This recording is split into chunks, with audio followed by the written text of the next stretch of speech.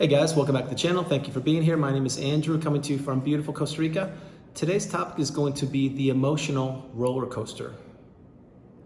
Think about that for a minute. Guys, if you like the content, please like, subscribe, and share. Guys, so let's say you go to a theme park. Let's say it's Disney World or Disneyland or something like that, and you go there. What's one of the main things you want to do when you get to the theme park?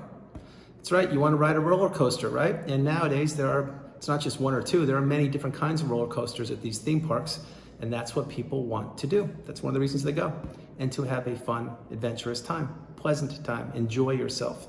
Now let's equate the roller coaster at the theme park with a narcissistic relationship. You know exactly what I'm talking about even before I can say the words.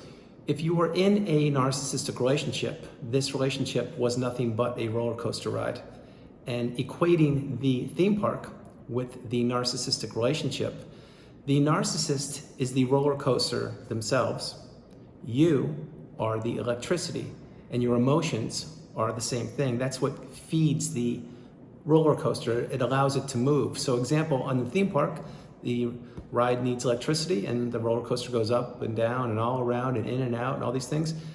Same thing with the narcissistic relationship. The narcissist is the roller coaster, and your emotions, your supply, is the energy that moves the relationship. So now that we have that understood, the emotional roller coaster is not something that you signed up for. You didn't want it. It didn't fit into the way your lifestyle was. In other words, what you wanted is you wanted a steady relationship. Yes, there's going to be some bumps along the way, but you wanted a steady, healthy relationship with the narcissist. Keep in mind, the narcissist could be a neighbor, a sibling, a lover, a business associate, a friend, could be a person in a group that you're a member of, whomever.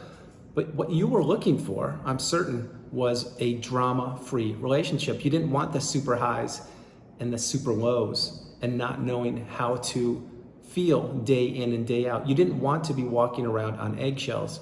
You did not want to be experiencing the silent treatment. You did not want to be stonewalled. You certainly did not want to be invalidated. What you were looking for was a reciprocal relationship with an individual or individuals who would benefit you and you could benefit them. Now, keep in mind, in every narcissistic relationship, there are peaks and valleys, but it's not like a healthy relationship where the peaks and valleys, perhaps you had a season or a year that was difficult for whatever reason. Okay, well, that's a valley, and you were with the person, and let's say it's a significant other, and you fought through it, and you got through it together because you were headed in the same direction, and you had a goal, a purpose, a path. And next year, let's say, you had some peaks or decades of peaks, who knows? In a healthier relationship, let's be real, it's supposed to benefit both parties, and we can only control what we control, which means, yeah, there will be some not so good times, but my hope is the good times / great times outnumber the not so good times. It's not like that in a narcissistic relationship. In a narcissistic relationship, it's kind of like this, boom, boom, boom, boom. You're always going up and down, and you never know how to respond or react or think, because the narcissist is too busy manipulating you, and they are on that roller coaster with you. The difference is they know how the ride goes. They know exactly where the twists and turns will take place. They know when they will take you super high, and they know when they're gonna drop you super low. And if you are in the narcissistic relationship, you know exactly what I'm talking about. The lows certainly weighed the highs, and it was not healthy. It was not stable. It kept you guessing. It kept you in a narcissistic fog, and you were continuously on that loop of the narcissistic abusive cycle, on that roller coaster, going around and around and up and down and in and out and sideways.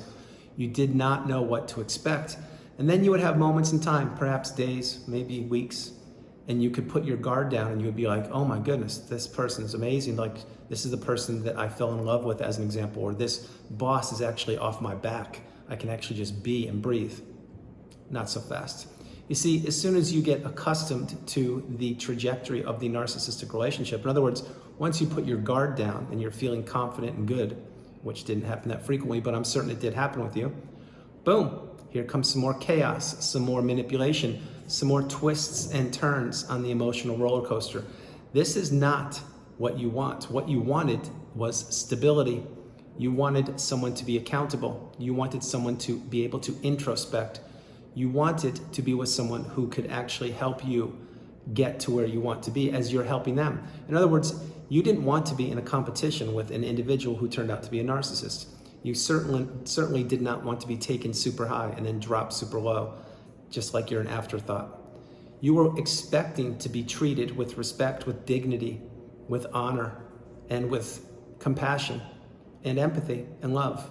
And you've received none of those words. What you received was, again, gaslighting, stonewalling, manipulation, rage fits, certainly the smear campaign. And you experienced so many things that you could not put your finger on it when you were in the relationship because, again, you weren't taught about the narcissistic abusive cycle in school. So you had to actually use your wisdom, or perhaps you were talking to a friend and they said, oh my goodness, like that really sounds like you're having a difficult time in that relationship. What's going on? Tell me more. And then perhaps, maybe this was you shared some insight with this individual and then they turned you on to the word narcissism.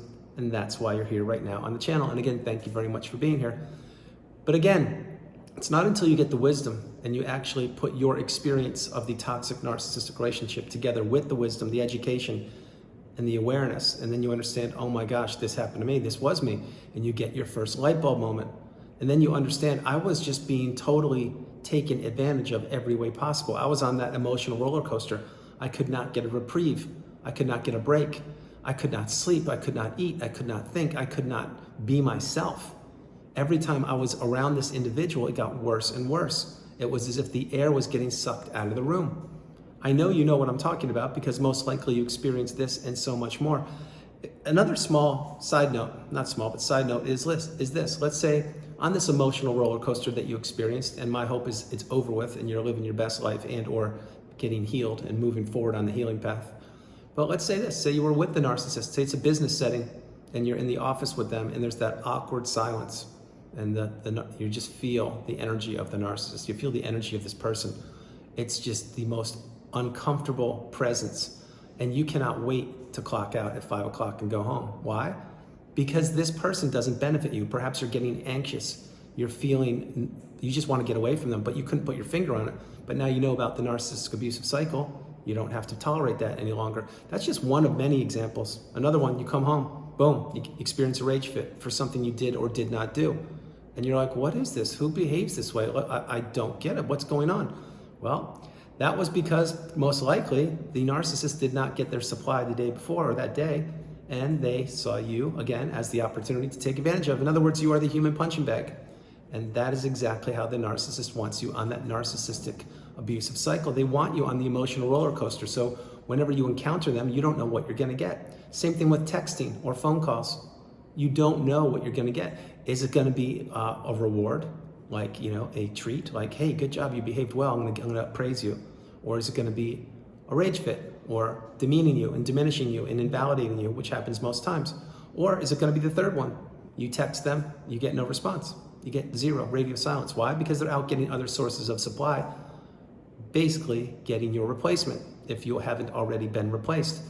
So the narcissistic abusive cycle, it ends when you remove yourself from it, or perhaps if you get discarded and then you actually get the wisdom, the education, and you work on yourself and you learn about the toxicity of the relationship and you learn about narcissism overall. Of course, you're gonna have to heal, and in your time, you will heal. However, the emotional roller coaster, when you were on this roller coaster, you did not know how to get off. You knew that it was going round and round, and sometimes it went faster, sometimes it went slower. Sometimes the ride was fun, most times it wasn't. All the time, it was dangerous and frightening, that I can assure you. And you never knew what to expect. You never knew, even though the roller coaster, the configuration of it was the same loop and loop, but you didn't know, is the turn coming this time? Is the turn coming that time? Am I gonna experience the rage fit? Am I safe? I don't know. Am I being gaslit? I have no idea what's going on here. How do I get off? And then that's when you realized, eventually, you realized how to get off of it is when you cease to give the narcissist your emotional supply, which means you go gray rock or you go no contact, block them, delete them, remove all flying monkeys and people associated with them. That's when they have no more power. That's when the roller coaster cannot continue on with you on the ride. However, The roller coaster, which is the narcissist, will continue to go around on their loops nonstop, 24 hours, 7 days a week. The only thing that will change is what? That's right, the passengers. And those are the new supply, or the past supply. That's exactly how it works. And until those people get the education and the knowledge and the wisdom, they will be on that roller coaster, the emotional roller coaster, going round and round and round, not knowing what to expect on each and every turn, not understanding why they're being blamed for things they didn't or didn't do. The whole time experiencing financial abuse, verbal abuse, mental abuse, physical abuse perhaps, being isolated on that roller coaster with the narcissist, being on the roller coaster all by yourself many times when the narcissist ghosts you or disappears to a different environment because they're playing with different people. The whole point is the emotional roller coaster is not any place you wanted to be. It's certainly not any place you want to be now because, like I said, the super peaks and the super valleys of a relationship, they just illustrate how toxic the relationship is. A healthier relationship with an individual is going to be more level. Of course, with issues and with beautiful things along the way, but in a healthier relationship, the other individual or individuals have your back and they want you to do well. They're not taking you super high and dropping you and taking you and dropping you, telling you I love you, then invalidating you, telling you that you're the love of their life, invalidating you, disappearing, ghosting, stonewalling. The list goes on and on. So guys, I hope you get the message. The emotional roller coaster is not any place for you now, in the past, or in the future. If you're on it, remove yourself. Do not provide any more electricity and or emotional support to the narcissist. Remove yourself and let that ride, that roller coaster go on without you on it. Guys, that's the video. I hope you liked it. I loved doing it from beautiful Costa Rica. This is Andrew. Namaste. Have a great afternoon. Stay true, stay blessed. Continue to become awakened and aware. And if you are on the emotional roller coaster, please get off of it. If you're on it, get off of it. If you were on it, drop comments below and share and help educate the community with your wisdom. You are not alone. God bless you. I love you. Have a great afternoon. I will talk to you tomorrow. Remember, you are not alone and you are stronger than you know. God bless you. I'll talk to you tomorrow. All right. Good night. Bye.